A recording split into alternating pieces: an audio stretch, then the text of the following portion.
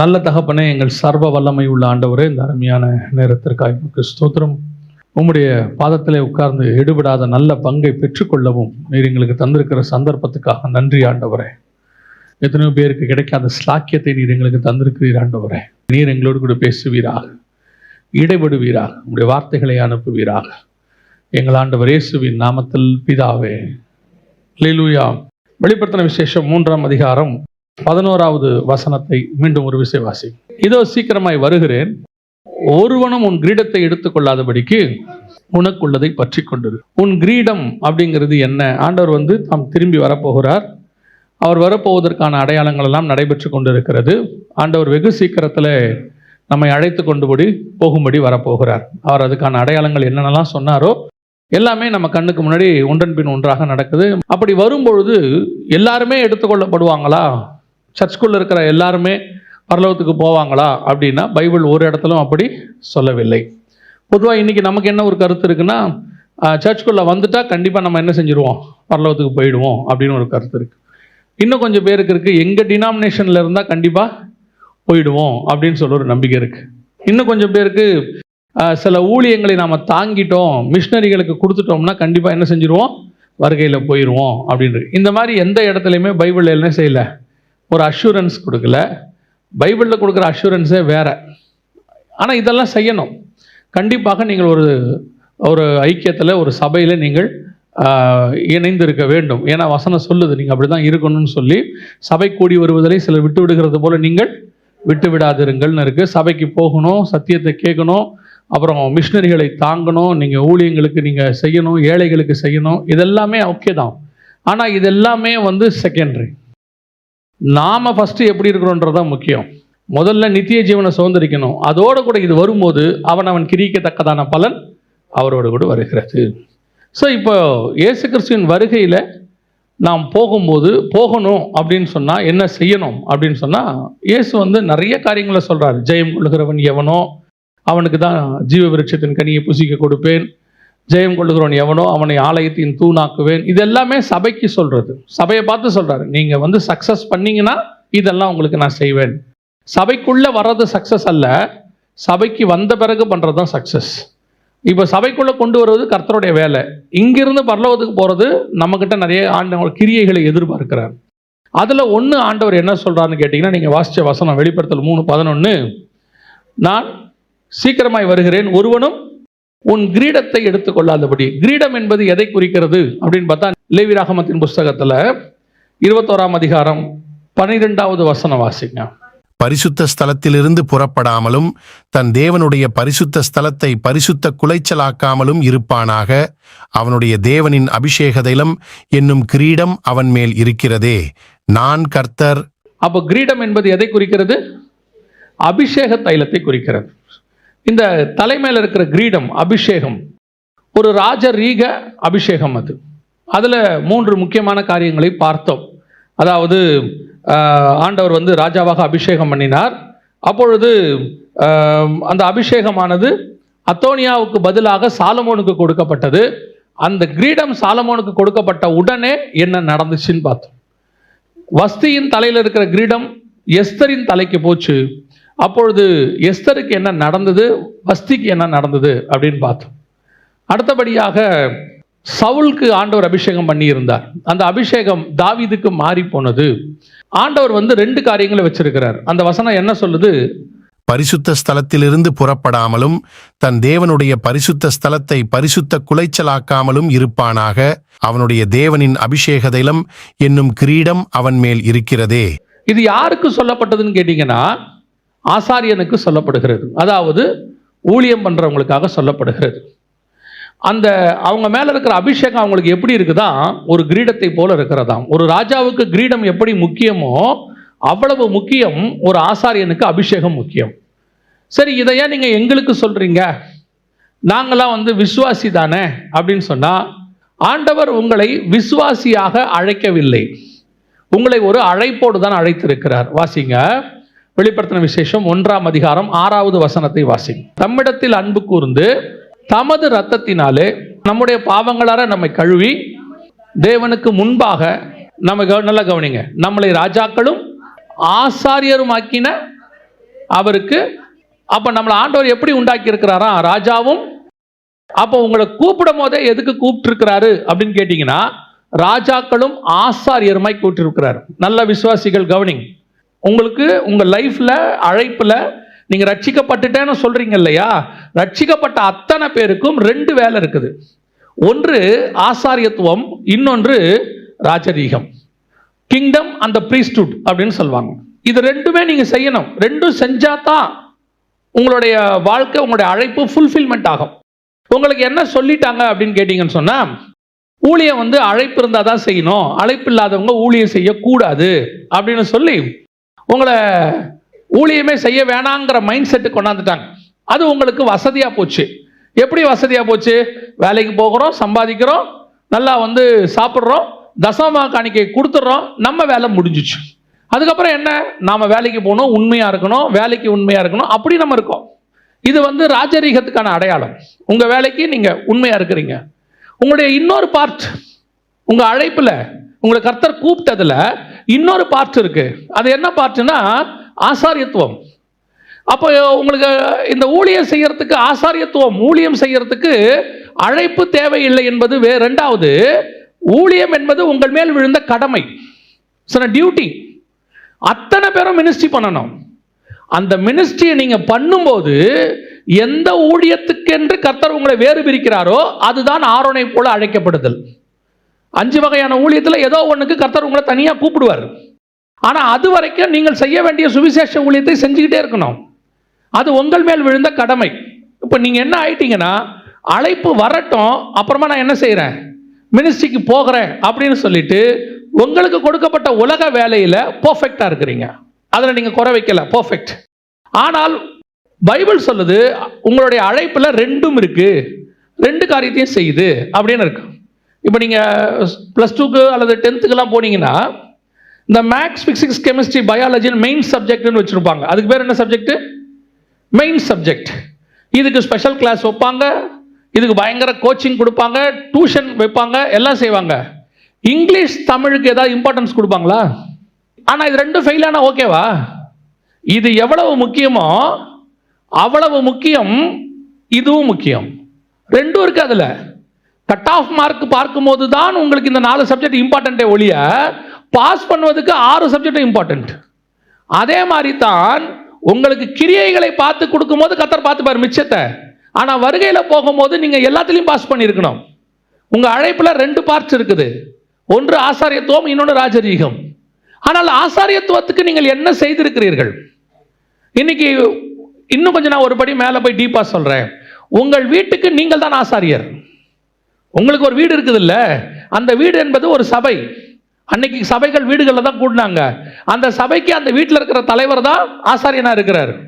அந்த வீடு தான் ஒரு சபை. அதில் வரக்கூடியவர்கள் தான் ஆத்துமாக்கள், பிள்ளைகள் தான் ஆத்துமாக்கள். ஆண்டவர் என்ன சொன்னார்? ஆதாமை பார்த்து பலுகி பெருகி பூமியை நிரப்புங்கள். அதுக்கு என்ன பண்ணாரு? துணையாக ஒரு ஏவாளை, சபையை கொடுக்கிறார். இயேசு கிறிஸ்துவுக்கு துணையாக சபை அவருடைய விழாவிலிருந்து எடுக்கப்பட்டது. ஆதாமுடைய விழாவிலிருந்து ஏவாள் எடுக்கப்பட்டாங்க. இப்போ இவங்களை பலுகி பெருகி பூமியை நிரப்ப சொன்னாரு. இயேசு கிறிஸ்துவின் மூலமாக ஆத்துமாக்கள் பூமியில பெருகி இன்னைக்கு நிரப்பி இருக்குது. இது ஒரு ஆசாரியத்துவம். உங்க வீட்டுக்குள்ள இருக்கிற ஃபேமிலி ஒரு ஆசாரியத்துவம். உங்க வீட்டில் இருக்கிற ஆசாரியத்துவத்துக்கு நீங்க உண்மையா இருக்கிறீங்களா? உங்க குடும்பத்தில் இருக்கிற ஆசாரியத்துவத்துக்கு கணவனும் மனைவியும் ஆசாரியத்துவத்துக்கு உண்மையா இருக்கிறீங்களா? அதுதான் இன்னைக்கு கேள்வி. இன்னைக்கு நாம குடும்பம் என்பது இந்த கடைசி காலத்தில் பிசாசினால் சீரழிக்கப்படுகிற மிக முக்கியமான கான்செப்ட். குடும்பத்தை ஒழிக்கணுங்கிறதா பிசாசுடைய திட்டம். அதை அவன் என்ன செஞ்சிடறான்னா, இந்த விஷனே உங்களை விட்டு எடுத்துட்டான். கணவனை பொறுத்த வரைக்கும் என்னவா மாறிடுது? வெளியே போகிறோம், வரோம், சம்பாதிக்கிறோம், காசு கொடுக்குறோம், நம்ம வேலை முடிஞ்சிருச்சு. நம்ம ஒர்க் என்னவாயிருச்சு? முடிஞ்சிருச்சு. காசு கொடுத்தாச்சு, அவங்க மிச்சத்தை அவங்க பார்த்துக்கணும். மனைவியை பொறுத்த வரைக்கும் என்ன விஷயம்? கேட்குற காசை நீங்கள் கொடுத்துருங்க, உங்களுக்கு தேவையானது வீட்டில் இருக்கிறத நாங்கள் பார்த்துக்கிறோம். இப்போ இருக்க நிலைமை என்ன? வீடு ஆசாரியத்துவத்துக்குள்ள இருக்குதா? ஊழியத்துக்குள்ள இருக்குதா? பிள்ளைகளுக்கு படின்னு சொல்றீங்களே, பிள்ளைகளுடைய ஆவிக்குரிய காரியத்துக்கு என்ன இம்பார்ட்டன்ஸ்? இன்னைக்கு வீடு அதை கொடுக்குதா? இம்பார்ட்டன்ஸ் கொடுக்குதா? உங்களை பொறுத்த வரைக்கும் பிள்ளைகள் என்னவா மாறணும்? இன்ஜினியர் ஆகணும், டாக்டர் ஆகணும், கலெக்டர் ஆகணும். என்னைக்காவது உங்க பிள்ளை ஆவிக்குரிய வாழ்க்கையில் அடுத்த லெவலுக்கு போகணும்னு யோசிக்கிறீங்களா? அடுத்து உங்க பிள்ளைய ஆண்டவர் என்கிட்ட ஒரு ஆத்மாவை கொடுத்துருக்கிறாரு, இந்த ஆத்மாவுக்கு கர்த்தர் என்ன ஃபியூச்சர் வச்சிருக்கிறாரு? அவனுக்கும் ஆசாரியத்துவம் இருக்கு, அவனுக்கும் ராஜரீகம் இருக்கு. அவனுடைய ராஜரீகத்துக்கு நீங்க படிப்பு கொடுக்குறீங்க. படிக்கிறவனுக்கு படிப்பை வச்சு மேலே வருவான். படிப்பு வரலையா அவன் கர்த்தரை வச்சு மேலே வந்துடுவான். எல்லாருக்கும் கர்த்தர் எல்லாருக்கும் ஒரு வழிவாசலை வச்சிருக்கிறார். உங்க பிள்ளையினுடைய ஆத்மாவினுடைய அடுத்த தலைமுறை ஆசாரியத்துவத்துக்கு நீங்கள் என்ன இம்பார்ட்டன்ஸ் கொடுத்துருக்கிறீங்க? அப்ப இந்த அபிஷேகம் உங்க மேல வச்சதான ஆசாரியத்துவ அபிஷேகம் இருக்கிறதா? முதல்ல அது ஒரு கிரீடம்னு பைபிள் சொல்லுது. இதுல என்ன விஷயம் பார்த்தீங்கன்னா, ஆசாரியத்துவம் என்பது ஒன்று, கிரீடம் என்பது ராஜரீகம். ரெண்டும் சேர்றதுக்கு பேர் தான் மெல்கிசேதேக்கின் முறைமைன்னு சொல்லுவாங்க. இதான் நியூ டெஸ்ட்மெண்ட். இந்த நியூ டெஸ்ட்மெண்ட்ல ஒன்று போனா கூட ஓல்டு டெஸ்ட்மெண்ட்டா மாறிடும். ஆசாரியத்துவம் இருந்து ராஜ்யபாரம் தனியா இருந்துச்சுன்னா அது ஓல்டு டெஸ்ட்மெண்ட். ராஜ்யபாரம் இருந்து ஆசாரியத்துவம் தனியா இருந்தா அதுவும் ஓல்டு டெஸ்ட்மெண்ட். ரெண்டும் சேர்ந்து இருந்தா தான் நியூ டெஸ்ட்மெண்ட். இப்போ ஆண்டவர் வரும்போது உங்களுக்கு டெஸ்ட் எதுக்கு வைக்க போறாரு? நியூ டெஸ்ட்மெண்ட்டுக்கு தான் டெஸ்ட் வைக்க போறாரு. ஏன்னா நம்ம நியூ டெஸ்ட்மெண்ட் சர்ச். அப்ப நியூ டெஸ்ட்மெண்ட் சர்ச்சில் இருக்கிறவங்க ரெண்டுத்தையும் பாஸ் பண்ணணுமே. நீங்க ரெண்டுத்தையும் பாஸ் பண்ணக்கூடியவர்களா இருக்கிறீங்களா? ரெண்டுத்திலையும் பேலன்ஸா போயிட்டு இருக்கிறீங்களா? இல்லையே. இன்னைக்கு நீங்க உலக பிரகாரமான ஆசாரியத்துவ ராஜரீகத்துக்கு கொடுக்கிற இம்பார்ட்டன்ஸ், வேலைக்கு, எதிர்காலத்துக்கு, சம்பாத்தியத்துக்கு கொடுக்கிற இம்பார்ட்டன்ஸ் இன்னைக்கு ஆசாரியத்துவத்துக்கு இருக்குதா? உங்க வீட்டில் நீங்களே சும்மா அப்படி யோசிச்சு பாருங்க. எத்தனை மணி நேரம் ஸ்கூலுக்கு டைம் கொடுக்குறீங்க? எத்தனை மணி நேரம் ஆபீஸ்க்கு டைம் கொடுக்குறீங்க? எத்தனை மணி நேரம் தேவனுக்கு டைம் கொடுக்குறீங்க? யோசிச்சு பாருங்க. ஒரு போலீஸ் ஆபீசர் என்கிட்ட சொன்னார். அப்போ அவருக்கு ஒரு ப்ரொமோஷன் வருது, டபுள் மடங்கு சம்பளம் ஆகுது. 3 மாசமா சொல்றாங்க, அவர் வாங்க மாட்டேங்கிறார். வாங்காம இந்த போஸ்டிங்லேயே தான் உட்கார்ந்து இருக்கிறார். அப்போ அவர் வீட்டுக்கு போகும்போது அவங்க வீட்டில் அந்த சிஸ்டர் சொன்னாங்க, பாருங்க பாஸ்டர், நீங்களாவது சொல்லுங்க, ப்ரொமோஷன் வருது, நல்ல சம்பளம் அப்படின்னும் போது அவர் சொன்னார், பாஸ்டர் நான் அந்த வேலைக்கு போகிறது ஒன்றும் பெரிய விஷயம் இல்லை, ஒரே சைன் தான், ஓகேன்னு சொன்னால் கொடுத்துருவாங்க. ஆனால் இன்னைக்கு நான் சர்ச்சுக்கு போகிற மாதிரி அதுக்கு போக முடியாது. இன்னைக்கு நான் பைபிள் வாசி ஜோம் பண்ணுற மாதிரி அது செய்ய முடியாது. ஊழியத்துக்கு போகிற மாதிரி போக முடியாது. ஏன்னா அது டஃப் ஜாப். அதுக்கு போயிட்டா நைட்டு கூப்பிடுவாங்க, காலையில் எப்போ வேணா கூப்பிடுவாங்க, என் ஸ்பிரிச்சுவாலிட்டி அடி வாங்கும். இதுதான் ஆசாரியத்துவத்துக்கு கொடுக்குற இம்பார்ட்டன்ஸ். இன்னைக்கு நம்ம கொடுக்குறோமா? இன்னைக்கு நம்மளுடைய கான்சன்ட்ரேஷன் அது மேலே இருக்குதா? பேசும்போதெல்லாம் பணம், பேசும்போதெல்லாம் எதிர்காலம், பேசும்போதெல்லாம் படிப்பு, பேசும்போதெல்லாம் என்ன பண்ண போற, அடுத்த ஜெனரேஷன் என்ன ஆகும், உங்கள் ஆத்மாவை குறித்து எந்த அளவுக்கு நீங்கள் கான்சன்ட்ரேட் பண்ணி இருக்கிறீர்கள், அதுதான் கேள்வி. அப்போ உங்களுக்கு ஆண்டவர் கொடுத்த அந்த அபிஷேகம், கிரீடம், ஆசாரியத்துவம் என்று சொல்லக்கூடியதான அந்த அபிஷேக தைலம் இன்னும் இருக்குதா இல்ல போயிருச்சா? அப்ப அந்த ஆசாரியத்துவம், ஆண்டவர் கொடுத்ததான ஸ்பிரிச்சுவாலிட்டி, ஆவிக்குரிய காரியம் இருக்கா? உங்களுக்குள்ள இந்த அபிஷேகம் இன்னும் இருக்கா? இந்த ஆசாரியத்துவம் ஏன் போகுது? வாசிங்க 1 சாமுவேலின் புஸ்தகம் 2ஆம் அதிகாரம் 30வது வசனத்தை வாசிங்க. ஆகையால் இஸ்ரவேலின் தேவனாகிய கர்த்தர் சொல்லுகிறதாவது, உன் வீட்டாரும் உன் பிதாவின் வீட்டாரும் என்றைக்கும் என் சந்நிதியில் நடந்து கொள்வார்கள் என்று நான் நிச்சயமாய் சொல்லியிருந்தும், இனி அது எனக்கு தூரமாயிருப்பதாக. என்னை கனம் பண்ணுகிறவர்களை நான் கனம் பண்ணுவேன், என்னை அசட்டை பண்ணுகிறவர்கள் கனவீனப்படுவார்கள் என்று கர்த்தர் சொல்லுகிறார். நல்லா கவனிங்க. இது ஆண்டவர் ஏலியை பார்த்து சொல்ற ஒரு வார்த்தை. ஏலி யாரு? பிரதான ஆசாரியன். இந்த பிரதான ஆசாரியனா இருக்கிற ஏலிக்கு அவங்களுடைய ஆதி தகப்பன் ஆரோனுக்கு கர்த்தர் ஒரு வாக்குத்தத்தம் பண்றார். யாத்ராகமம் 40:13-14. ஆரோனுக்கு பரிசுத்த வஸ்திரங்களை உடுத்தி எனக்கு ஆசாரிய ஊழியம் செய்யும்படிக்கு அவனை அபிஷேகம் பண்ணி அவனை பரிசுத்தப்படுத்துவாயாக. அவன் குமாரரையும் வரச்செய்து அவர்களுக்கு அங்கிகளை உடுத்தி அவர்கள் எனக்கு ஆசாரிய ஊழியம் செய்யும்படி அவர்களையும் அவர்கள் தகப்பனை அபிஷேகம் பண்ணினபடியே அபிஷேகம் பண்ணுவாயாக. அவர்கள் பெறும் அந்த அபிஷேகம் தலைமுறை தோறும் நித்திய ஆசாரியத்துவத்துக்கு ஏதுவாயிருக்கும் என்றார்.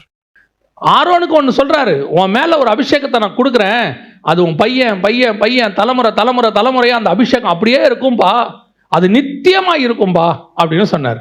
அந்த தேவன் தான் 1 சாமுவேலின் புஸ்தகத்தில் சொல்றாரு, நான் இந்த விஷயத்தை ஆரோனுக்கு சொன்னேன், நான் நித்தியமா இருக்கும்னு சொன்னேன், ஆனால் எனக்கு அது இப்ப எப்படி இருக்கிறது?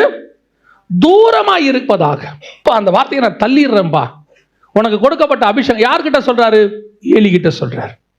ஏன், என்ன காரணம்? இந்த அபிஷேகத்தை இப்பவும் சொல்றேன், உங்க மைண்ட்ல இருந்து எடுத்துருங்க. ஊழியக்காரன் வேற, விசுவாசி வேறன்னு எடுத்துருங்க. நீங்கள் அத்தனை பேருமே ஒரு பகுதியிலே ஊழியக்காரராய் அழைக்கப்பட்டவர்கள். ஏன்னா உங்க அழைப்புல ஒரு பார்ட் என்னவா இருக்கு? ஆசாரித்துவம் இருக்கு. முதல்ல உங்க வீட்டுக்கு நீங்க தான் ஆசாரியர். உங்க மனைவி தான் சபை, உங்க பிள்ளைகள் தான் ஆத்துமா. கணவனும் மனைவியும் ஆசாரியனும் சபையும் சேர்ந்து ஆத்துமாக்களை கொண்டு வரணும். இங்க ஆசாரியன் ஒழுங்கா இருந்தாலும் சரி, சபை ஒழுங்கா இல்லாம போனாலும் சரி, அல்லது சபை ஒழுங்கா இருந்து ஆசாரியன் ஒழுங்கா இல்லாம போனாலும் சரி, பாதிக்கப்பட போறது ஆத்துமாக்கள் தான். அப்ப நீங்க நல்லா பாத்துக்கணும். நீங்க ஏதோ அந்நியமா ஏதோ ஊழியக்காரங்களுக்கு பேசுறாங்கன்னு எடுக்காதீங்க, உங்களுக்கு தான். இப்ப ஏலியை பார்த்து கர்த்தர் சொல்றாரு, நான் இதை அவனுக்கு வாக்கு பண்ணேன் ஆரோனுக்கு, ஆனால் இப்பொழுது அது எனக்கு தூரமாய் இருப்பதாக. அதை நான் எடுத்துட்டேன் அந்த வாக்குதான். ஏன், என்ன காரணம்? நீங்க நிறைய விஷயம் அதில் படிச்சிருப்பீங்க. முக்கியமா 2 விஷயத்தை கர்த்தர் அங்கே ஏலியை பார்த்து சொல்றார். அந்த 2 தான் நாம இப்ப பார்க்க போறோம். ஃபர்ஸ்ட், முதலாவது வாசிங்க, 1 சாமுவேலின் புஸ்தகம் 2ஆம் அதிகாரம் 29வது வசனம் வாசி. என் வாசஸ்தலத்திலே செலுத்தும்படி நான் கட்டளையிட்ட என் பலியையும் என் காணிக்கையையும் நீங்கள் உதைப்பானேன். என் ஜனமாகிய இஸ்ரவேலின் காணிக்கைகளிலெல்லாம் பிரதானமானவைகளைக் கொண்டு உங்களை கொழுக்க பண்ணும்படிக்கு நீ என்னை பார்க்கிலும் உன் குமாரரை மதிப்பானேன் என்கிறார். நீ என்னை பார்க்கிலும் உன் குமாரரை மதிப்பானேன். இதுதான் இன்னைக்கு இருக்கக்கூடிய ஃபர்ஸ்ட் ப்ராப்ளம். நீ என்னை பார்க்கிலும் உன் குமாரரை மதிப்பானேன். இன்னைக்கு பிள்ளைகளை மதிக்கணும், ரொம்ப அவசியம். அதுவும் இந்த காலகட்டத்தில், இந்த லாஸ்ட் ஜெனரேஷன். நல்லா கவனிச்சு பாருங்க. நாம இருந்ததுக்கும், நம்ம அப்பாக்கள் இருந்ததுக்கும், தாத்தாக்கள் இருந்ததுக்கும், இந்த ஜெனரேஷனுக்கும் உங்களுக்கே டிஃபரன்ஸ் நல்லா தெரியுது. நமக்கு கிடைக்காத மரியாதையை நம்ம பிள்ளைகளுக்கு கொடுத்துக்கிட்டு இருக்கிறோம். நமக்கு கிடைக்காத சுதந்திரத்தை நம்ம பிள்ளைகளுக்கு கொடுத்துட்டு இருக்கிறோம். நம்ம அப்பாக்கள் எதிரில் நாம உட்காந்தே பேச முடியாது இல்லையா? எதிர்த்தே பேச முடியாது. 2வது வார்த்தை பேசினா அடுத்த கேள்வி கேட்பாங்க இல்லையா? ஆனா இன்னைக்கு என்ன நடக்குது? இன்னையோட நிலைமை என்ன? இன்னைக்கு ஜெனரேஷன் எங்க போகுது? இதெல்லாம் நம்ம உலக பிரகாரமா சொல்றோம். அது ஒரு பக்கம் இருக்கட்டும். ஸ்பிரிச்சுவலி கர்த்தருக்கு இம்பார்ட்டன்ஸா, குமாரருக்கு இம்பார்ட்டன்ஸா? இந்த ஏலி எப்படிப்பட்ட ஆள் தெரியுமா? அண்ணால் ஜெபம் பண்ணிட்டு இருக்கிறாங்க, இருதயத்தை ஊத்தி ஜெபம் பண்றாங்க. அவங்க ஊத்தி ஜெபம் பண்ணும் பொழுது இவர் தூரத்துல இருந்து பார்க்கறாரு. பார்க்கறதுக்கு, அண்ணாலை பார்க்கறதுக்கு அவருக்கு எப்படி தெரியுதுன்னு கேட்டீங்கன்னா, குடிச்சிட்டு இருக்கிற மாதிரி தெரியுது. அவர் கேட்கிறாரு, எது வரைக்கும் நீ வெறி கொண்டு இருப்பாய்? எழுந்திரிச்சு போ அப்படிங்கிறாரு. அந்த அம்மா சொல்லுது, இல்லப்பா நான் வெறி கொண்டுல, நான் என்னுடைய பாரத்தை சொல்லிட்டு இருக்கிறேன். அப்படின்னா விசுவாசி தப்பு பண்ணா கண்டிக்கிறதுக்கு அவர் எப்படி இருந்திருக்கிறாரு? உடனே இமிடியட், அப்படியே ஸ்பாட்ல அவர் சொல்லிடுவாரு, நீ பண்ற தப்பு, எல்லாம் ஓகே ஃபைன். இப்ப பசங்க தப்பு பண்றாங்க. பசங்க தனிப்பட்ட முறையில் தப்பு பண்றது வேற, அது அப்படி இருக்கட்டும், அது 2வது பார்க்கலாம்.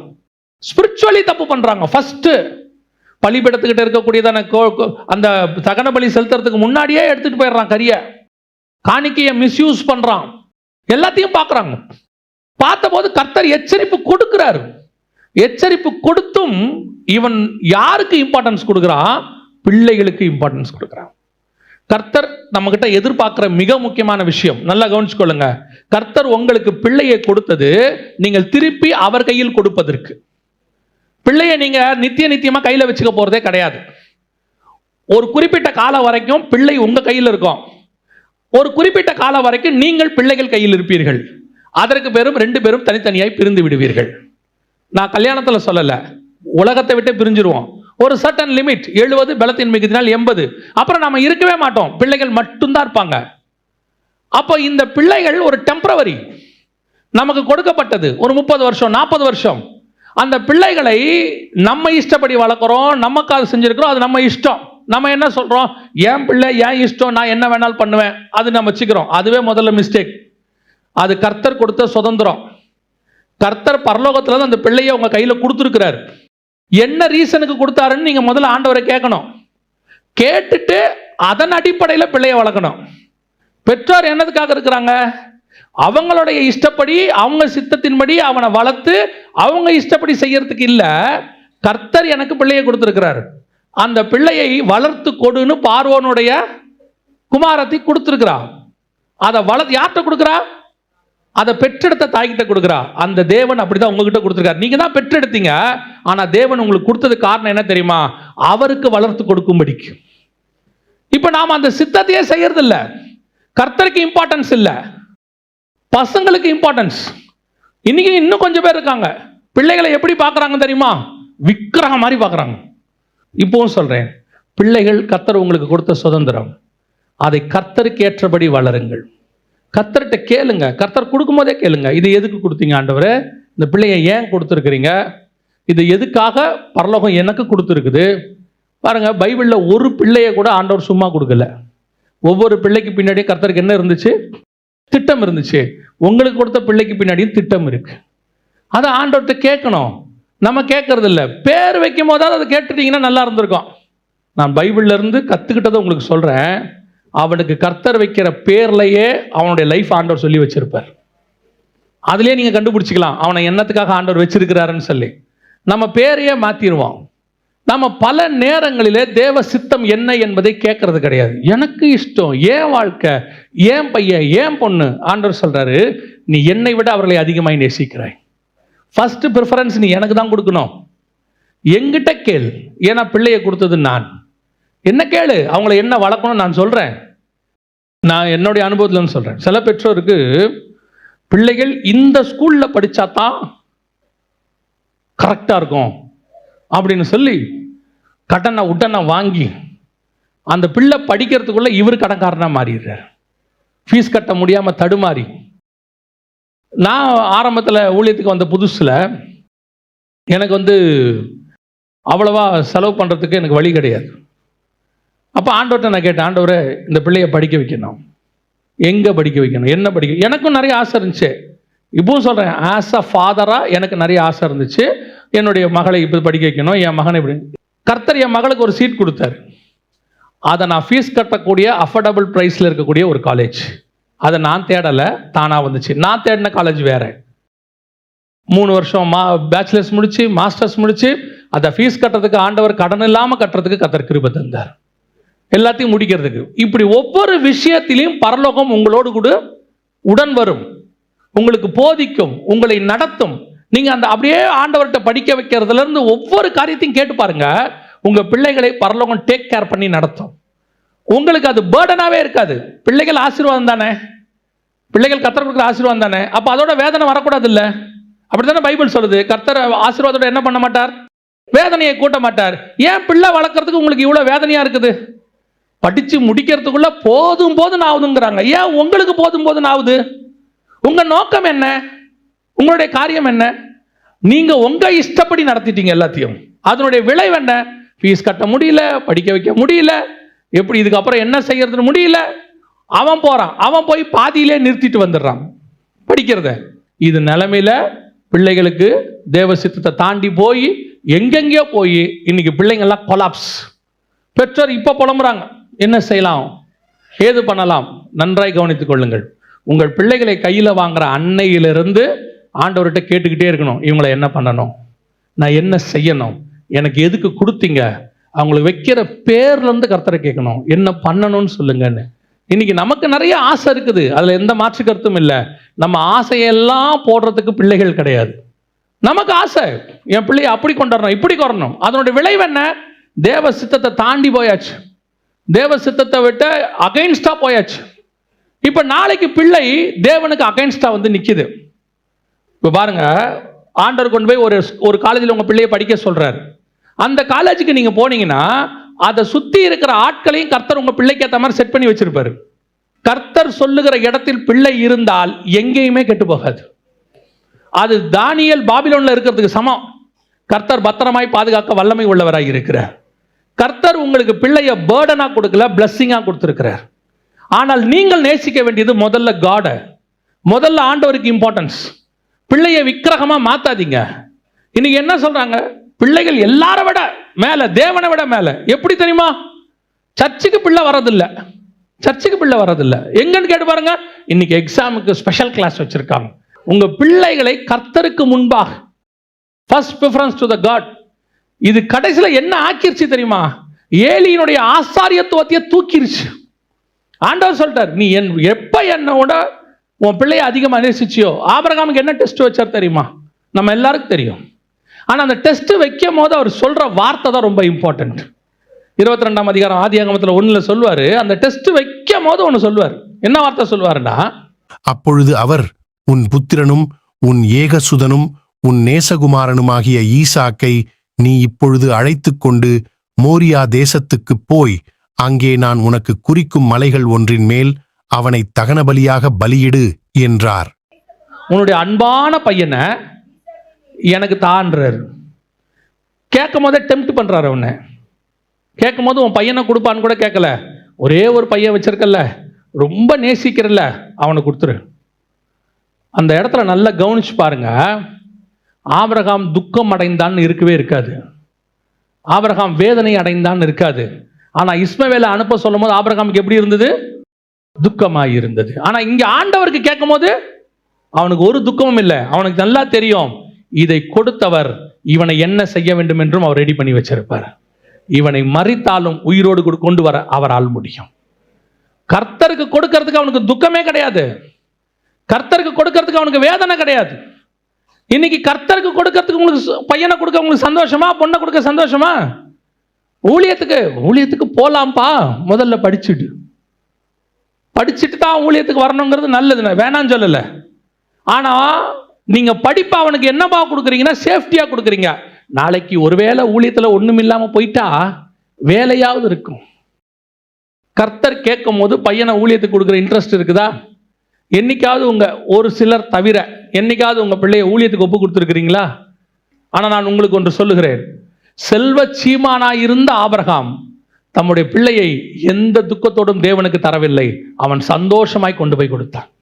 எப்தாவுடைய பொண்ணு பலி சொன்ன உடனே அவ சொல்றா, நான் முதல்ல கொஞ்சம் என்ன பண்ணிக்கிறேன், கன்னிகளுக்கான காரியங்கள்லாம் செஞ்சு முடிச்சுட்டு அப்புறமா சாக வரேன்னு சொல்றா. ஆனா ஆபிரகாம் பாருங்க, பிள்ளையை கேட்ட உடனே இன்னும் ஒரு வாரம் என் பிள்ளையோட இருந்துக்கிற ஆண்டவரே, ஒரு 3 நாள் இருந்துக்கிற ஆண்டவரேன்னு கேட்கல. மறுநாள் எப்ப எழுந்தானா? அதிகாலை வெயிட் பண்ணிட்டே இருக்கான்.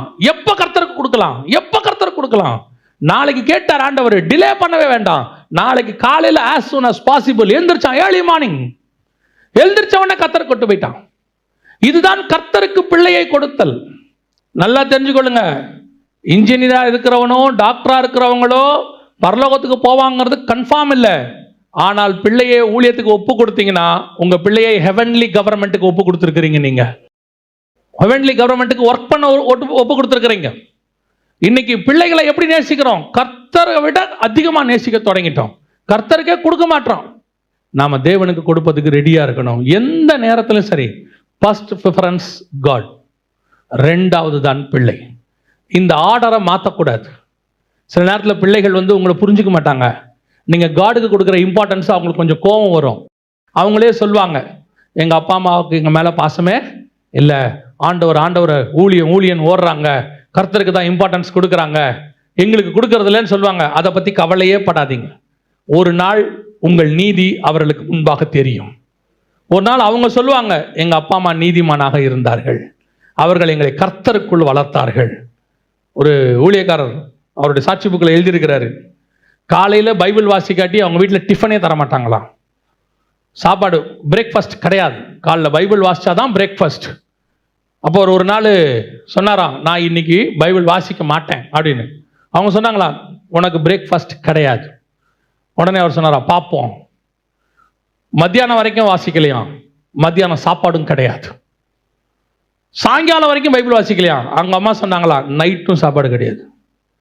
அப்புறம் கேட்டாராம், உங்களுக்கு என்ன விட பைபிள் தான் முக்கியமா? அவங்க சொன்னாங்களா, நீ பைபிள் வாசிச்சா தருவேன், இல்லைன்னா தரமாட்டேன். அன்னைக்கு அவர் கோபத்தோட போய் பைபிள் வாசிச்சுட்டு, இப்படி ஒரு தாய் தகப்பனை எனக்கு கொடுத்தீங்களே ஆண்டவரே, ஈவிரக்கமே இல்லையே இவங்களுக்கு அப்படின்னு சொல்லிட்டு பைபிள் வாசிச்சுட்டு சாப்பிட்டாராம். ஆனால் ஒரு நாள் வந்தது, அவருடைய சாட்சி புக்கில் எழுதுறாரு, அன்றைக்கு என் தாய் தகப்பன் கர்த்தருக்குள் என்னை பைபிள் வாசிக்கிறதிலும் ஜெபத்திலும் நடத்தினது இன்று என்னை கொண்டு வந்து ஊழியக்காரனாய் நிறுத்தி இருக்கிறது. சில நேரத்தில் ஸ்பிரிச்சுவலி நாம எடுக்கிற முடிவு நம்ம பிள்ளைகளுக்கு தப்பாக தோன்றும். ஐயோ, அப்பா எந்த பேரண்ட்ஸ் டீச்சர்ஸ் மீட்டிங்கும் வரவே மாட்டாரு, ஊழியம்னு ஓடுறாரு, எங்களுக்கு எது ஒன்றும் நிற்க மாட்டேங்கிறார், எல்லாமே எங்கள் அம்மா தான் வராங்க, அப்பா வர்றதில்லை. சில நேரத்தில் நமக்கு தோணும், ஐயோ பிள்ளைகள் நம்மளை வெறுத்துருவாங்களோன்னு. ஆண்டவர் சொல்வார், நீ போ, உன் நீதி ஒரு நாள் விளங்கும். அதை தெரியப்படுத்துகிற காலம் ஒன்று வரும். பல நேரங்களில் நாம் தேவனுக்கு முன்பாக செய்கிறது பிள்ளைகளுக்கு முன்பாக தெரியாது. ஆனால் செய்ய வேண்டியது தேவனுக்கு. அதை பிள்ளைகளுக்கு தெரியப்படுத்த கர்த்தர் வல்லமை உள்ளவராக இருக்கிறார். அல்லேலூயா. ரெண்டாவது, ஏலிகிட்ட இருக்கக்கூடிய இன்னொரு பிரச்சனை என்ன? வாசிங்க, 1 சாமுவேலின் புஸ்தகம் 3ஆம் அதிகாரம் 13வது வசனம்.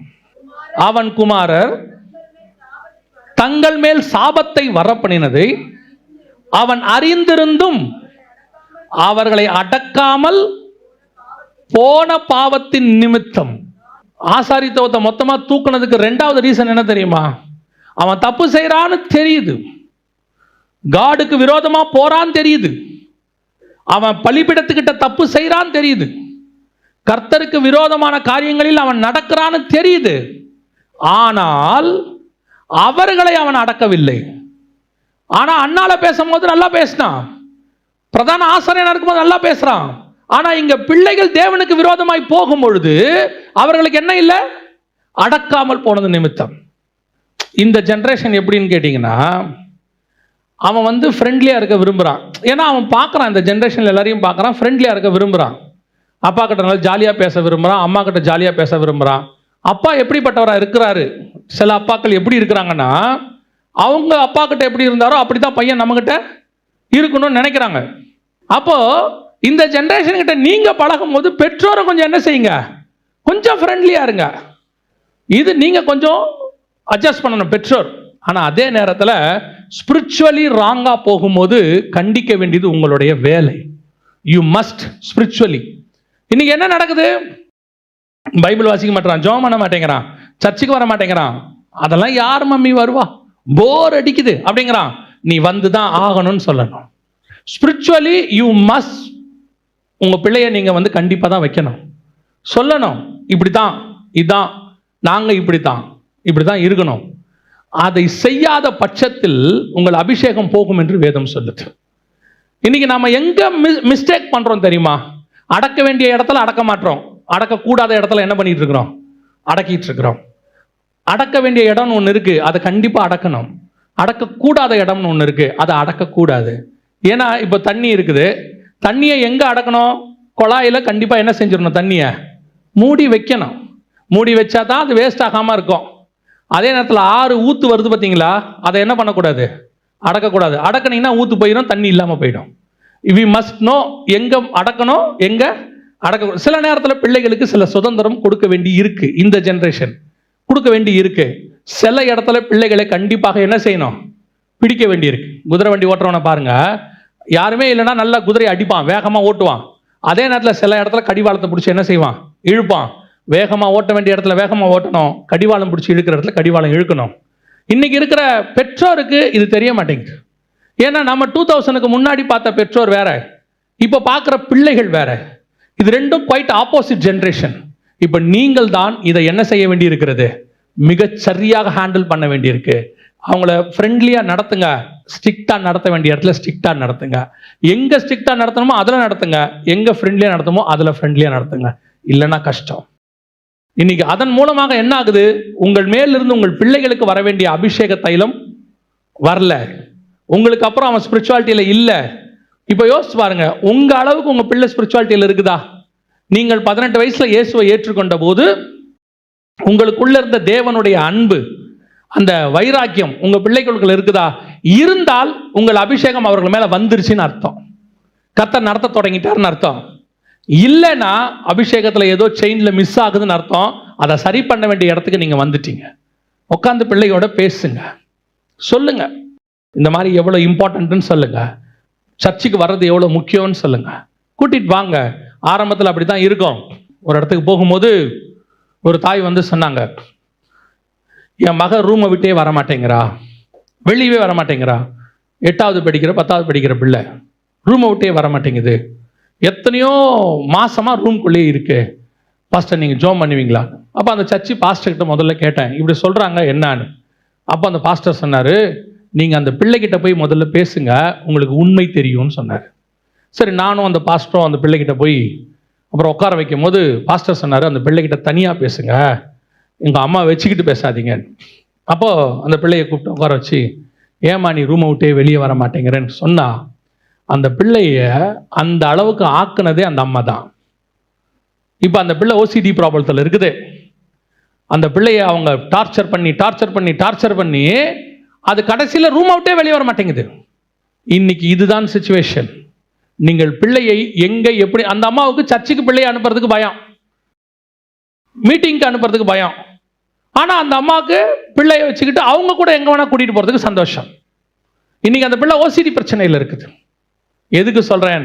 பிள்ளையோடு கூட உட்கார்ந்து பேசுங்க, ஃப்ரெண்ட்லியாக இருங்க, கண்டிக்க வேண்டிய இடத்துல கண்டிங்க, அதே நேரத்தில் ஃப்ரீயாக இருக்க வேண்டிய இடத்துல என்ன செய்யுங்க? ஃப்ரீயாக இருங்க. இல்லை என்றால் உங்கள் பிள்ளைகளை நீங்கள் இழந்து போவீர்கள். இதான் இன்னைக்கு நடந்துட்டு இருக்குது. நிறைய பிள்ளைகள், இன்னும் அடுத்த ஜென்ரேஷன் இன்னும் மோசமாக இருக்கும். திருப்பியும் சொல்கிறேன், கர்த்தருடைய வருகை தாமதித்தால் அடுத்த ஜென்ரேஷன் இன்னும் மோசமாக இருக்கும். அப்பவும் உங்கள் பிள்ளைகள் ஸ்பிரிச்சுவலாக இருக்கணும்னா இப்போ நீங்கள் எவ்வளோ ஸ்பிரிச்சுவலாக இருக்கிறீங்களோ அதன் அடிப்படையில் தான் இருக்கு.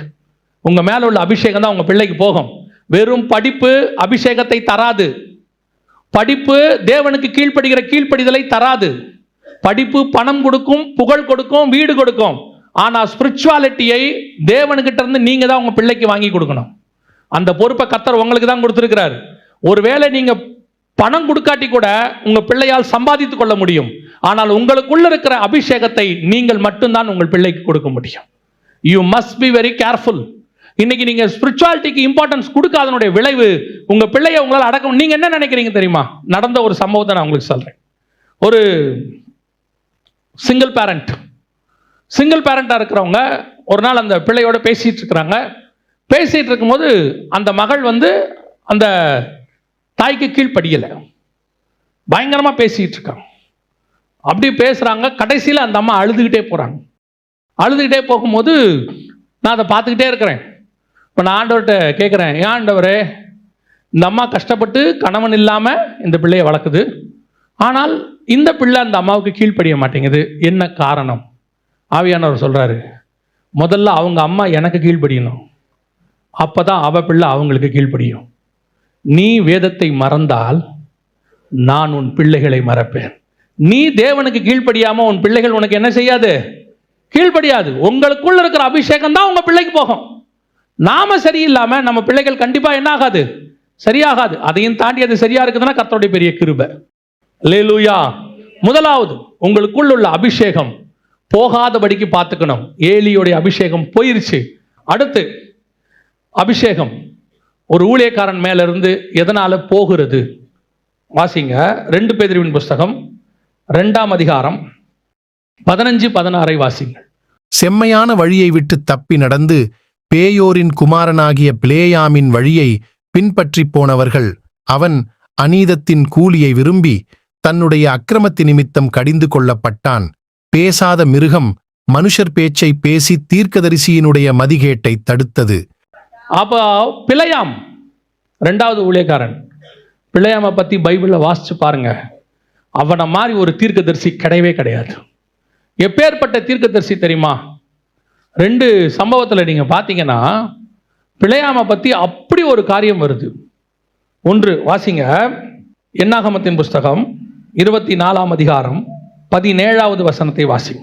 அவரை காண்பேன், இப்பொழுது அல்ல; அவரை தரிசிப்பேன், சமீபமாய் அல்ல. ஒரு நட்சத்திரம் யாக்கோபிலிருந்து உதிக்கும், ஒரு செங்கோல் இஸ்ரவேலிலிருந்து எழும்பும். அது மோவாபின் எல்லைகளை நொறுக்கி சேத்புத்திரர் எல்லாரையும் நிர்மூலமாக்கும். யாரை பத்தின ப்ராபசி தெரியுமா? அது இயேசுவை பத்தின ப்ராபசி. அவர் வரும்போது நட்சத்திரம் தோன்றுவதை பத்தி பேசுறான். ஒரு நட்சத்திரம் யாக்கோபிலிருந்து தோன்றும், ஒரு செங்கோல் இஸ்ரவேலிலிருந்து தோன்றும், அது மோவாபை மிதிக்கும். எப்பேற்பட்ட ப்ராபசி பாருங்க. ஜீசஸ் கிரைஸ்ட பத்தின ப்ராபசி. நல்லா தெரிஞ்சுக்கொள்ளுங்க, பிலேயாம் இஸ்ரவேல்காரன் கிடையாது. இன்னும் இஸ்ரவேலர்கள் எங்க போல? அவங்க நாட்டுக்கே போல. இஸ்ரவேல் தீர்க்கதரிசி கிடையாது, புறஜாதி தீர்க்கதரிசி. The best prophet. அவன் எப்பேற்பட்டவன்றதுக்கு 2வது காரியம், அவன் சபிச்சா சபிச்சது, அவன் ஆசீர்வதிச்சா ஆசீர்வதிச்சது. இது பாலாக்குக்கும் தெரியுது, தேவனுக்கும் தெரியுது. அதனால்தான் தேவனே என்ன பண்றாரு அவங்ககிட்ட நீ அவனை என்ன பண்ணாத, சபிக்காதன் கர்த்தர் இறங்கி பேசுறாரு. அப்படின்னா அவனுடைய அபிஷேகம் எப்படி பாருங்க. இப்போ அந்த அபிஷேகத்தை தான் கர்த்தர் நம்ம கையில் கொடுத்திருக்கிறார். நீ ஆசீர்வதிக்கிறவர்களை நான் ஆசீர்வதிப்பேன், நீ சபிக்கிறவர்களை நான் சபிப்பேன். அந்த அபிஷேகம் யார் மேல இருக்குது? நம்ம மேல இருக்குது. அவன் முதலாவது இயேசு வரதை பத்தி தீர்க்க தரிசனம் சொன்னான். நம்ம வரப்போற இயேசுவை பத்தி பேசிட்டு இருக்கிறோம். அந்த அபிஷேகத்தை கர்த்தர் நம்ம மேல கொடுத்திருக்கிறாரு. ஆனால் இந்த அபிஷேகம் எதனால போச்சு? பிலேயாமுக்கு எதனால போச்சு? அந்த வசனம் என்ன சொல்லுது? வாசிங்க 2 பேதுரு 15-16. செம்மையான வழியை விட்டு தப்பி நடந்து பேயோரின் குமாரனாகிய பிலேயாமின் வழியை பின்பற்றிப் போனவர்கள். அவன் அநீதத்தின் கூலியை விரும்பி, அநீதத்தின் கூலி. இந்த அநீதத்தின் கூலி திருப்பி இன்னொரு ஆளுக்கு யாருக்கு ஆண்டவர் பைபிள்ல சொல்வார் தெரியுமா? யூதாஸுக்கு சொல்வார். காசுக்காக எல்லாவற்றையும் விடுகிறவர்கள், காசுக்காக மினிஸ்ட்ரி பண்ணுகிறவர்கள், காசுக்காக ஸ்பிரிச்சுவாலிட்டியை யூஸ் பண்ணுகிறவர்கள், அவங்ககிட்ட இருக்கிறது பெரிய கிஃப்ட், பயங்கரமான ப்ராஃபிட். ஆனா எதுக்கு போனான் தெரியுமா? பாலாகி ஏதாவது கொடுப்பான். ப்ராஃபஸியை எதுக்கு சொல்றது? கூலிக்கு சொல்றது, தன்னுடைய அபிஷேகத்துக்கு விலை பேசுறது. இன்னைக்கு ஒரு குரூப் இருக்கு, ஊழியத்தின் பாதையிலும் இருக்கு, ஆவிக்குரிய வாழ்க்கையிலும் இருக்கு. கர்த்தர் உங்களுக்கு கொடுத்திருக்கிறதான கிஃப்டை, கர்த்தர் உங்களுக்கு கொடுத்திருக்கிற டேலண்டை காசுக்காக நீங்கள் கூலிக்காக பயன்படுத்துவீர்களானால் பிலேயாமியுடைய நிலைமை உங்களுக்கும் வரும். இன்னைக்கு அபிஷேகத்தை எங்க இழக்கிறோம்? பணம் தேவை, அதுல எந்த மாற்று கருத்தும் தெரியல. ஏன்னா வாழ்க்கைக்கு கண்டிப்பா என்ன வேணும்? பணம் வேணும். அது வாழ்க்கைக்கு தான் பணம் வேணுமே ஒழிய பணம் வாழ்க்கை அல்ல. பணம் இருக்கிற எத்தனை பேருக்கு வாழ்க்கை இல்லை? எத்தனை கோடீஸ்வரன் பணத்தை வச்சுட்டு கிடக்கான், வேலைக்காரங்க இருக்காங்க, பசங்க அமெரிக்காவில் இருக்காங்க, வாட்ஸ்அப்லயே பார்த்துக்கிறாங்க, செத்தாலும் யூடியூப்லயே பார்த்துக்கிறாங்க, புதைக்கிறதையும் யூடியூப்லயே பார்த்துக்கிறாங்க. இது என்ன வாழ்க்கை? கொரோனா வந்துச்சே, கொரோனா மாதிரி பணத்துக்கு லிட்ரலா பாடம் எடுக்கிறதான காரியம் யாராலையும் முடியாது. எத்தனை கோடீஸ்வரன், எவ்வளவு பணம், எத்தனை கிரெடிட் கார்டு, எத்தனை காஸ்ட்லி கார், ஒரு ஆக்சிஜன் சிலிண்டர் கிடைக்கல. பணம் தேவை. திருப்பியும் சொல்றேன், ஒரு இடத்துல பணம் தோத்து போகும், பணம் ஒரு இடத்துல தோற்று போகும், அந்த இடத்துல தேவன் வந்து நிற்பார். பணம் உதவ முடியாத இடத்தில் தேவன் தான் உதவுவார். இன்னைக்கு நிறைய கூட்டம் ஒன்று இருக்கு, கர்த்தர் கொடுத்திருக்கிற கிஃப்டை, கர்த்தர் கொடுத்திருக்கிற டேலண்ட்டை பணத்துக்கு யூஸ் பண்ணி பணம் பணம் பணம்னு. நான் இந்த மினிஸ்ட்ரிக்கு வந்ததில் கண்டுபிடிச்சதுல ஒன்று என்ன அப்படின்னு கேட்டிங்கன்னா, எனக்கு என்ன தேவையோ அதை பரலோகம் கொடுப்பதற்கு தயாராக இருக்கிறேன். ஏற்ற நேரத்தில் அதை கொடுக்கும். நல்லா தெரியும். இப்போ பாருங்க, நான் குழந்தையா இருக்கும்போது இந்த சைஸ் ட்ரெஸ் எடுக்கணும்னு என் பெற்றோருக்கு தெரிஞ்சிச்சு. அதுவே நான் கொஞ்சம் வளர்ந்த உடனே பார்க்குறாங்க, இந்த சைஸ் ட்ரெஸ் பத்தாது. ட்ரெஸ் எடுக்க போகும்போதே சொல்லுவாங்க, 4 வயசாக இருக்கும், 5 வயசுக்கு கொடுங்கம்பாங்க. ஏன்? வளர்ற பிள்ளை வளர்ந்துடும். 15 வயசு ஆகும்போது நமக்கு என்ன தேவையோ, பொல்லாதவர்களாகிய நீங்கள் உங்கள் பிள்ளைகளுக்கு நல்ல ஈவுகளை செய்யும் போது பரலோகத்தில் இருக்கிற பிதா செய்வது அதிக நிச்சயம். உங்களுக்கு என்ன தேவை, ஏது தேவை, எவ்வளோ பணம் தேவை? இன்னைக்கு பணம் பணம் பணம் ஒரு குரூப் வாழ்க்கை ஃபுல்லா ஓடுறான்.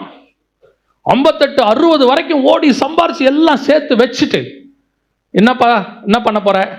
60லேருந்து 70க்குள்ள இந்த 60 வரைக்கும் சம்பாரிச்சதை செலவு பண்ணிடுறான். கிட்னி ஃபெயிலியர், அது ஃபெயிலியர், இது ஃபெயிலியர், மொத்தம். அதை வேற நம்மகிட்ட என்ன சொல்றான்? பாரு, நான் சம்பாரிச்சதுனால தானே இப்படி செலவு பண்ண முடிஞ்சிச்சு. நான் சொல்றேன், நீ சம்பாரிச்சதுனால தான் செலவு பண்ண. நீ ஒழுங்கா இருந்திருந்தீனா இது வந்திருக்காது. உடம்ப பார்க்கறது இல்லை, 12 மணி நேரம் 14 மணி நேரம் வேலை, டயத்துக்கு சாப்பிட்றது இல்லை, நைட்டு 11 மணி 12 மணி 2 மணிக்கு சாப்பிட்றது, டயத்துக்கு படுக்கிறது இல்லை, ஃபோனை பார்த்துக்கிட்டே உட்காந்துருக்கான். நல்லா கவனிங்க, எல்லாத்துக்கும் ஒரு பிரமாணம் இருக்கு. என்ன சாப்பிட்ணும், எப்போ சாப்பிட்ணும் இருக்கு. ஒரு காலத்தில் நமக்கு அதெல்லாம் தெரியாது, உண்மைதான். கிடைக்கிற போதெல்லாம் என்ன பண்ணுறோம்? அடிச்சு நவுத்திடுவோம். ஒரு இடத்துல கர்த்தர் ஒரு அலாரம் கொடுப்பாரு, இங்கே கொஞ்சம் ஸ்டாப் பண்ணிக்கன்னு. அந்த அலாரத்தை கேட்டு நீங்கள் ஸ்டாப் பண்ண தொடங்கிட்டீங்கன்னா டாக்டர்கிட்ட போக வேண்டிய வேலையே இருக்காது. பாடியில் அந்த அலாரம் இருக்கு, ஆண்டவர் ஃபிக்ஸ் பண்ணியிருக்கிறார். நம்மளோட எல்லா பார்ட்டுக்குமே ஒரு அலாரம் வச்சிருக்கிறார். அது கரெக்டாக அடிக்கும். கொஞ்சம் ஒரு பாயிண்ட் தாண்டும் போது சொல்லும், சுகர் கொஞ்சம் இன்க்ரீஸ் ஆகுதா பாடியில் சொல்லும், பிபி இன்க்ரீஸ் ஆகுதா சொல்லும், கொலஸ்ட்ரால் இன்க்ரீஸ் ஆகுதா சொல்லும். அந்த அலாரத்தை மட்டும் நீங்கள் கரெக்டாக கவனிச்சிட்டீங்கன்னு வச்சுக்கோங்க, ஆட்டோமேட்டிக்காக உங்கள் பாடி நார்மல் கண்டிஷனுக்கு வந்துடும். இன்னைக்கு நம்ம என்ன செய்கிறோம்? பல நேரங்களில் இந்த காசுக்காக ஓடி ஓடி ஓடி ஓடி உடம்ப கவனிக்காம எல்லாம் போய் கடைசியில் பிழையாமுடைய நிலைமை தான். இதே மாதிரி உபதேசம், பணத்துக்கான உபதேசம் இப்ப சபைக்குள்ள இருக்குதாமா. ஆண்டவர் சொல்றார், வாசிங்க வெளிப்படுத்தின விசேஷம் 2ஆம் அதிகாரம் 14வது வசனம் வாசி. ஆகிலும் சில காரியங்களை குறித்து உன்பேரில் எனக்கு குறை உண்டு. விக்கிரகங்களுக்கு படைத்தவைகளை புசிப்பதற்கும் வேசித்தனம் பண்ணுவதற்கும் ஏதுவான இடரலை இஸ்ரவேல் புத்திரர் முன்பாக போடும்படி பாலாக் என்பவனுக்கு போதனை செய்த பிலேயாமுடைய போதகத்தை கைக்கொள்ளுகிறவர்கள் உன்னிடத்தில் உண்டு. சபைக்குள்ள இப்படிப்பட்ட உபதேசத்தை கைக்கொள்றவங்க என்ன உபதேசமா? காசுக்காக ஜனங்களை தவறாய் நடத்துகிறவர்கள். பாலாக் அவன் எப்படி நடத்திட்டானாமா? இஸ்ரவேல் ஜனங்களை போட்டு கொடுத்து காசுக்காக, அநீதத்தின் கூலிக்காக இஸ்ரவேல் ஜனங்களை மோசம் போக்குற உபதேசத்தை பாலாக்கு கொடுத்துட்டானாமா. அதே மாதிரி இன்னைக்கும் சபைக்குள்ள ஜனங்களை மோசம் போக்குற உபதேசம். எப்படி மோசம் போக்குற உபதேசம்? அவங்க காசுக்காக, அதை பெற்றுக்கொள்வதற்காக உங்களுக்கு அவங்க சொல்றாங்க. நான் கத்துக்கிட்டதை சொல்றேன். அந்தந்த காலகட்டத்துக்கு என்ன ஆசீர்வாதம் தேவையோ, நம்மளால சமாளிக்க முடியுமோ, அந்த ஆசீர்வாதத்தை பரலோகம் கொடுக்கும். அவ்வளவுதான். உங்களால சமாளிக்க முடிஞ்ச ஆசீர்வாதத்தை பரலோகம் அந்த நேரத்தில் கொடுக்கும். உங்களுக்கு ஆசை காட்டுறவங்க இருக்கிறாங்க, அப்படி கை வச்சு ஜெபம் பண்ணுங்க, கர்த்தர் கொடுப்பார். நீங்க நினைக்கிறதெல்லாம் கர்த்தர் கொடுப்பார். கேளுங்க, கொடுப்பார். ஆசையை தூண்டுறது தங்களுடைய சுய இச்சைக்காக, கூலிக்காக. நீங்களும் எப்படி இருக்கீங்க தெரியுமா? இந்த கேட்கிற விஷயத்தை கேட்டு, ஓ பரவாயில்லையே, ஆண்டவர் அதை கொடுப்பார், இதை கொடுப்பார். திரும்பியும் சொல்றேன், ஆண்டவருக்கு உங்களுக்கு என்ன கொடுக்கணும்னு அவருக்கு தெரியும். ரெண்டாவது, உங்களுக்கு என்ன தேவைன்னு உங்களுக்கு தெரியாது. அதான் பிரச்சனை. வசனம் சொல்லுது, நமக்கு என்ன தேவை என்பதை நாம் அறியாதிருக்கிறபடினாலே. நம்மளை பொறுத்த வரைக்கும் அந்த நிமிஷத்துக்கு என்ன தேவையோ அதை கேட்போம் ஆண்டவர்கிட்ட. அந்த நிமிஷத்துக்கு, அப்போ அந்த இடத்துல. ஆண்டவர் அப்படி கொடுக்க மாட்டார். ஆண்டவர் கொடுக்கறது அந்த நிமிஷத்துக்கு மட்டுமல்ல, ஃபியூச்சருக்கும் உங்களுக்கு தேவையானதை சேர்த்து கர்த்தர் கொடுப்பார். ஆண்டவர் கொடுக்குற ஒவ்வொன்றத்துக்கு பின்னாடியும் நம்முடைய இன்ஃப்ராஸ்ட்ரக்சரை பார்ப்பார். கர்த்தருக்கு என்ன தெரியுமா அவசியம்? நம்மை ஆசீர்வதிக்கிறதை விட நாம் தான் அவருக்கு ரொம்ப அவசியம். நம்முடைய ஆசீர்வாதம் நம்மை கீழே தள்ளுமானால் அந்த ஆசீர்வாதத்தை கர்த்தர் தரமாட்டார். பரலோகம் நம்மளை நம்பணும். முதல்ல இதை கொடுப்பேன், ஆனால் இவன் விழமாட்டான், இவனுக்கு இது பெருசா தெரியாது, நான் தான் பெருசா தெரிவேன். ஆண்டவர் ஒரு நாள் தருவார், ஆசீர்வதிப்பார். ஆனால் அதற்காக ஜனங்களை மோசம் போக்க கூடாது. இந்த அபிஷேகம் உங்களை விட்டு போகாதபடி பாதுகாத்துக் கொள்ள வேண்டியது உங்களுடைய அவசியம். நாம் ஜெபம் பண்ண போகிறோம் தேவ சமூகத்தில். எழுந்திருப்போமா நம்ம எல்லாரும்? கர்த்தர் உங்களுக்கு கொடுத்திருக்கிற அபிஷேகம் விசேஷித்தது. அதை இழந்து போகாதபடிக்கு பாதுகாத்துக் கொள்ள வேண்டியது நம்முடைய பொறுப்பு. அதைத்தான் ஆண்டவர் சொல்றார் சபையை பார்த்து, இதோ நான் சீக்கிரமாய் வருகிறேன், உனக்குள்ள கிரீடத்தை நீ பற்றி கொண்டு. கிரீடம் என்றால் அபிஷேகம். இந்த அபிஷேகத்தை கர்த்தர் கொடுத்திருக்கிறார். அதை யாருக்காகவும் இழக்கக்கூடாது. ஏலி தன் குமாரருக்காக இழந்து போனான். தன் குமாரரை அடக்காமல் போனான். பிலேயாம் காசுக்காக அந்த அபிஷேகத்தை இழந்து போனான். கேயாசி காசுக்காக அந்த அபிஷேகத்தை இழந்து போனான். யூதாஸ் 30 வெள்ளி காசுக்காக அந்த மகா பெரிய மேன்மையான அப்போஸ்தலர் பட்டத்தை இழந்து போனான். எத்தனையோ பேர் கர்த்தர் தனக்கு கொடுத்த அந்த அழைப்பை, மேன்மையை எதுக்காகவோ இழக்கிறாங்க. உங்களை பத்திரமா பார்த்துக்கோங்க. உங்க மேல உள்ள அபிஷேகம் விசேஷமானது, ரொம்ப மேன்மையானது. வேலைக்காக, எத்தனையோ காரியத்துக்காக உங்க மேல இருக்கிற அபிஷேகத்தை இழந்துடாதீங்க. ஆண்டவர் சில நேரத்தில் உன்னை ஊழியத்துக்கு அழைக்கும் போது, வாலிப பிராயத்தில் நீ உலகத்தில் இருக்கக்கூடிய இந்த உறவுகளுக்காக, இந்த வாலிப பிராயத்தில் தோன்றக்கூடியதான சில காரியங்களுக்காக நீ உன்னை இழந்துட்டீனா, கர்த்தர் மேல உன் மேல வச்சிருக்கிற அபிஷேகத்தை நீ இழந்து போவே. அந்த அழைப்பு மகாமேன்மையானது, மகாமேன்மையானது. எத்தனையோ பேருடைய வாழ்க்கை சின்ன சின்ன விஷயத்துல காணாம போச்சு. இந்த பிசாசு துரத்தி வரும், அந்த காரியங்களை காட்டும், நன்மை தீமை அறியத்தக்க கனியை கொண்டு வரும். உதறி தள்ளிவிட்டு ஓட வேண்டியது உன்னுடைய பொறுப்பு. உனக்கு கர்த்தர் கொடுத்திருக்கிற அபிஷேகம் விசேஷமானது. அதுவும் புதிய ஏற்பாட்டில் ராஜாக்களும் ஆசாரியருமாய் கர்த்தர் கொடுத்திருக்கிறார். For each and everybody. முதலாவது உங்கள் வீட்டுக்கு நீங்கள் ஆசாரியர். முதலாவது உங்க வீட்டுக்கு நீங்க சபை. உங்க பிள்ளைகள் தான் உங்களுடைய ஆத்துமாக்கள். அதை பத்திரமா பாதுகாக்க வேண்டியது உங்க பொறுப்பு. படிப்பு ரெண்டாவது தான், வேலை ரெண்டாவது, சம்பாத்தியம் ரெண்டாவது, ஆஸ்தி சேர்க்கறது ரெண்டாவது, எதிர்காலத்துக்கு சேர்க்கறது ரெண்டாவது. கர்த்தர் உனக்கு கொடுத்திருக்கிற அழைப்பு தான் முதலாவது. அது ஆபிரகாமுக்கு நல்லா தெரிஞ்சிச்சு. அதனாலதான் ஆரம்பத்துல அப்பாவை விட்டுட்டு வான்னு சொல்லும் போது வந்தவன் கடைசியா மகனை கொடுப்பியான்னு கேட்ட போதும் எந்த தயக்கம் இல்லாம தைரியமா சொன்னான், நான் தரேன் ஆண்டவரே. இதுதான் கர்த்தர் உங்க மேல வச்சிருக்கிற அபிஷேகத்தினுடைய வல்லமை. நாம் ஜெபிக்க போகிறோம் இப்பொழுது. ஒருவேளை கர்த்தர் கொடுத்த அபிஷேகம் ஏதோ சில காரணங்களுக்காக கொஞ்ச நாள் ஊழியமே பண்ணாம ஊழியத்தை மறந்து ஆண்டவர் சிலருக்கு அழைப்பை கொடுத்தாரு. அதை அசட்டை பண்ணிட்டு நல்ல வேலை நல்ல சம்பாத்தியம், கொஞ்சம் பேர் மனைவி பிள்ளைகளை காப்பாற்றணும் குடும்பத்தை காப்பாற்றணும்னு அந்த அழைப்பை அசட்டை பண்ணிட்டு, கொஞ்சம் பேர் வாலிப பிராயத்தில் சந்தோஷமா இருக்கணும்னு சொல்லி அந்த அழைப்பை அசட்டை பண்ணிட்டு நீங்க வந்து இங்க நிக்கலாம். ஆண்டவர் சொல்றார், அழைத்த அழைப்பும் கிருபா வரங்களும் மாறாதவைகள். உன் மேல வச்ச அழைப்பை நான் இன்னும் உறுதிப்படுத்துறேன். நீ எனக்காக அதை விட்டு விட்டு வா, அதை உதறி தள்ளிட்டு வா. நான் என்னை பத்தியே சொல்லுவேன். ஆண்டவர் எனக்கு இந்த ஊழியத்தை கொடுத்த போது எல்லாவற்றையும் இழப்பதற்கு தயார்னு ஒரு முடிவெடுத்துட்டு தான் இதுக்குள்ளேயே நுழைச்சேன். எது போனாலும் எனக்கு கவலையே கிடையாது. ஏன்னா எங்களுக்கு கிடைக்காத ஊழியம் எனக்கு கிடைச்சிருக்குது, எங்க குடும்பத்தாருக்கு கிடைக்காத ஊழியம் எனக்கு கிடைச்சிருக்குது. அதை முடிவு பரியந்தம் செய்து முடிக்க வேண்டியது என்னுடைய பொறுப்புன்னு ஒரு தீர்மானம் பண்ணேன். அப்படி ஒரு தீர்மானம் பண்ணுங்க. அதுதான் பவுலுடைய தீர்மானம். அதை பார்த்து தான் நான் சொல்றேன். அதான் பவுலுடைய தீர்மானம். பசியோ பஞ்சமோ பட்டயமோ நிர்வாணமோ நாசமோசமோ கிறிஸ்துவின் அன்பை விட்டு என்னை பிரிப்பவன் யார்? இந்த அழைப்புக்காக எல்லாத்தையும் உதறி விட்டுட்டு ஓட ரெடியா இருங்க. What ever it is. ஒப்பு கொடுப்போமா தேவ சமூகத்தில்? ஒருவேளை ஆண்டவர் உங்களுக்கு சொல்லி நீங்க இழந்திருந்தீங்கன்னா, அசட்டை பண்ணியிருந்தீங்கன்னா, தள்ளி இருந்தீங்கன்னா, இன்னைக்கு கர்த்தர் அதை புதுப்பிக்க விரும்புகிறார். நீங்க இழந்து போனவைகளை மீண்டும் தர விரும்புகிறார். நீ இழந்து போனதை திருப்பிக் கொள்வாய் என்று தாவீதுக்கு சொன்ன ஆண்டவர் உங்களுக்கும் அந்த வாக்குத்தத்தத்தை நினைவு கூறுகிறார்.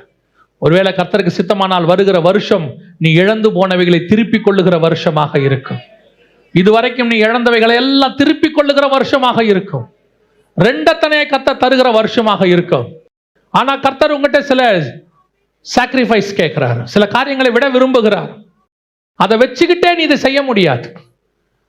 நீ ரெண்டு நினைவுகளால் குந்தி குந்தி நடக்க முடியாது. கர்த்தர் தெய்வமானால் கர்த்தர் இடத்துல வாங்கள், பாகால் தெய்வமானால் பாகால் இடத்துல போங்கள். இது கர்த்தர் கொடுக்கிற லாஸ்ட் சான்ஸ் உனக்கு. நீ மட்டும் அதை விட்டுட்டு இது தேவையில்லை ஆண்டவரே எனக்கு நீங்க போதுன்னு ஒரு தீர்மானம் எடு. கர்த்தர் உன்னை உயர்த்தி பிடிக்க வல்லமை உள்ளவராய் இருக்கிறார்.